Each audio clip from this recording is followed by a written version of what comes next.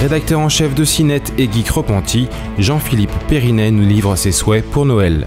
Le message de service aux proches et aux généreux donateurs, c'est un MacBook Air. Je ne suis pas un Apple fanboy, mais j'ai déjà un iMac à la maison. On a testé l'iPad. Il y a CBS qui m'a généreusement fourni un iPhone de service. Moi, je cherche quelque chose de léger et qui soit quand même un minimum connectable et utilisable pour faire autre chose que, en gros, jouer à des jeux et regarder de la vidéo et s'amuser avec des applis, ce qui est quand même, en gros, la proposition de l'iPad. Donc quelque chose de polyvalent, fin, léger et simple à utiliser. En gros, oui, ça va vite sur le MacBook Air, en attendant les fameux Ultrabook. Mais pour l'instant, si j'avais un cadeau à demander à Noël, ce serait un MacBook Air. Ouais. Si ta famille se ruine effectivement pour toi, quel est le cadeau qui te ferait rêver?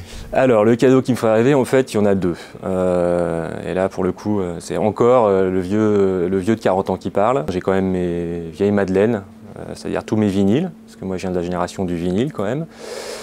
Qui sont dans un coin parce que j'ai rien pour les écouter. Donc ça fait très longtemps que j'ai flashé sur une platine vinyle de chez Macintosh qui commence à le distribuer en France. C'est très joli parce que le design est très simple, de gros boutons, un vue-mètre. Ça sert à écouter des vinyles et point barre. Et elle s'appelle Macintosh. Voilà, j'y peux rien, c'est pas du Mac. Ça a un défaut, c'est que ça coûte 8 000 €. Et le second produit? Et le second produit, c'est toujours ça n'a rien de très geek. Là, ça concerne la télé. Ça m'a toujours gêné d'avoir un énorme truc noir en plein milieu du salon qui quand même reste éteint la plupart du temps. Donc qui prend de la place pour pas grand chose. Et là, pour le coup, c'est des produits qui sont quasiment à la demande, qui sont faits en Angleterre par des gens qui s'appellent Magic Mirror TV, qui en gros proposent des télé-miroirs. Qui ont le mérite en fait d'utiliser des bonnes dalles généralement. Donc en gros c'est du produit à la demande, on le fait designer comme on veut. Donc si vous le voulez dans un cadre rococo, baroque, c'est possible, chacun ses goûts.